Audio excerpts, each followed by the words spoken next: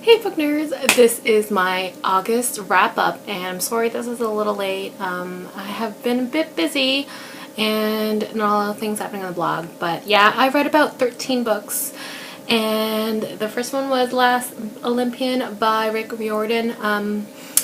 So good. This one I think is my favorite. So if you really like mythology, try reading this middle grade series.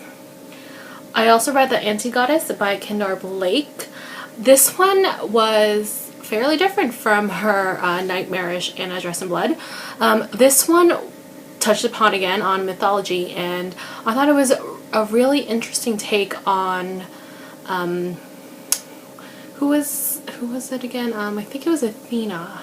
So long ago that I read it, but yeah, I thought it was really enthralling. But I do recommend her Anna Dressed in Blood series more than this one. And I also read The Sea of Tranquility by Katja, Millay. Heard amazing things about this one, and I can tell why. This is an emotional read. It is very, very strong, and the romance in it, I eventually liked it because they don't eventually fall in love at first sight. It gradually grows and grows. So if you like romance novels, take a look at this one. I read Infinityglass by Myra McEntire. This is the last one in her Hourglass series, and I thought it was a strong finish, but I don't like how the point of view changes. And this is the point of view of, was it Dune? Yeah, Dune. So it was a different take on, you know, the Hourglass environment and the whole world that they're thrust upon, but it had its good moments and its weak moments. I also read The Vanishing Game by Kate K. Myers. I was really surprised at how much I liked this one. By this cover alone, it just freaked me out, but it is actually kind of reminded me of, I want to say, Da Vinci Code. There was a lot of mystery and they were trying to solve it, and the whole journey behind it kind of reminded me of Da Vinci Code, so I like this one a lot. And this is Unbreakable by Elizabeth Norris. This is the second and I think the last book in her duology, and I thought it was an alright read. I was kind of disappointed because Unraveling was such a strong start, and it does wrap up in this one, and I just thought this one kind of fell short. And then I read Sea Change by Aimee Friedman. This one, I was really bored. It didn't exactly live up to my expectations. I thought it was really bland and a little boring. So I might have to drop my 3-star review to a 2 because I remember how bored I was in this one. And I also read Sacrifice by Cayla, Kluver. This one is the last in the Legacy trilogy. This is historical fiction, and I thought this was really well done. There's 2 sides this time. It was from Alara's point of view and Chazelle, who I thought was such an annoying character just because she kept doing all the wrong things and then, you know, messing up. So it was a little strange just reading her. It's like, don't do that.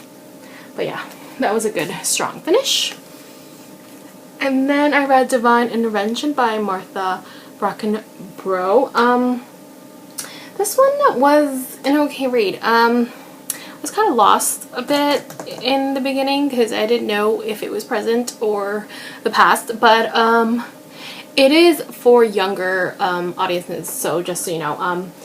It is guardian angels, and the guardian angel messes up his I want to say his soul that he has to protect, and he messes up. So in the end, you know, it all comes together, and yeah, this is an okay read.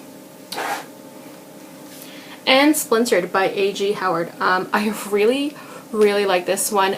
This is a different like Alice in Zombieland, sorry.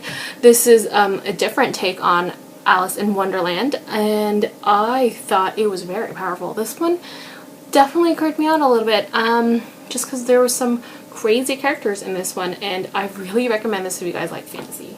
So this one I think I gave a 4. So yeah. And then I have Spellcaster by Claudia Gray, and this was all about witches and magic, and I thought this was a little slow. The witches and all their magic spells and stuff fell a little short. It only came out in bursts, so I was a little sad to say I didn't like it as much.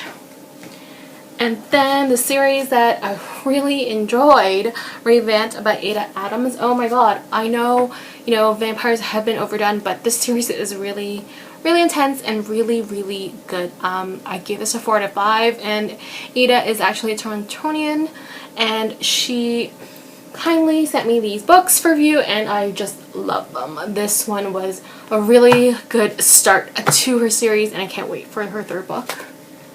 Because I also read her 2nd one, ReAwakened by Ada Adams. I know this one's huge, but I actually flew through this book. I think I read it in about 2 days, just because, 2 days and 2 sittings, just because it was so good. I really enjoyed this one. I think I gave this a 5. It's become one of my favorite series. So if you like vampires and all that good romance stuff, then this one is for you. It's not all romance, it's actually a lot of action, so yeah. And then